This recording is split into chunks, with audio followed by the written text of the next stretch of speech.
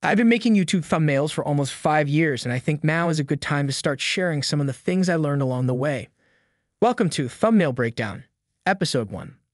What you're seeing right now is a Christmas-themed thumbnail created for the TheBurntChip channel.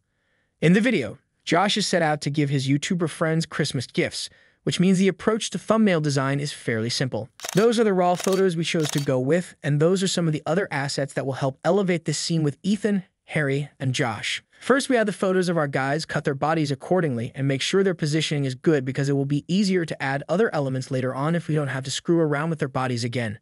Then we add snowy ground behind them and clear daylight blue sky with a little touch of white clouds. To add more depth to it, we include some snowy mountains that will barely be visible, yet incredibly important in the final scene. With the press of a magic button, background elements will blend nicely together. Blink, and you might miss it.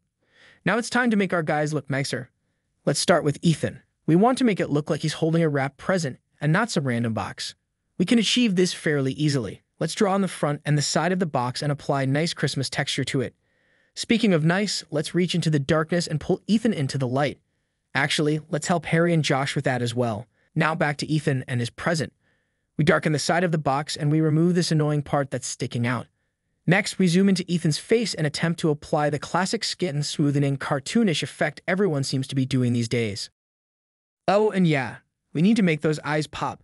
We also brighten up his clothes below the box because it feels a bit too dark. To top this all off, we add a nice ribbon and place it onto the present. White, not red. Add some shadows. And now add some more general shadows. Thanks. Ethan, we're done with you. At least for now. We'll be back for one final outline. With Harry, we're going to do the present differently. We'll find a nice 3D model of a generic box with a ribbon on top of it, and we'll color it to our liking. The green box with full white ribbon looks nice. We only have to worry about the box fitting in his right hand because the other side will be covered by Josh's PlayStation 5 box that we'll be adding right now.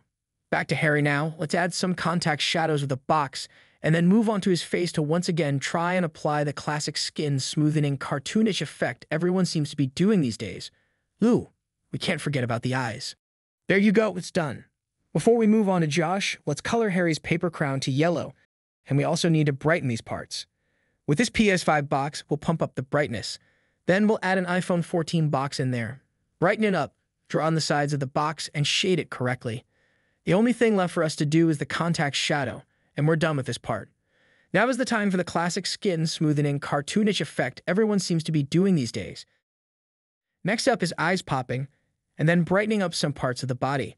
We finished with Josh by making the right side of him a little brighter and adding the contact shadow of the PS5 box. Now that we're done with the individual edits, we'll do a final touch-up on all of them by adding a subtle outline and white glow around their bodies. To conclude this thumbnail, we're going to add a few adjustment layers and the subtle effect of snow falling. And there you go. We also made a few versions with different backgrounds and asked via Twitter poll to see what public eye likes the best. The total number of votes received was 1,327, and the winning option was Thumbnail C, which has the best foreground to background contrast and is very nice to look at. The comment section was very useful too. We received some great feedback from the community, and if you'd like to participate in the future thumbnail discussions, feel free to drop a follow at The Joseph Plays.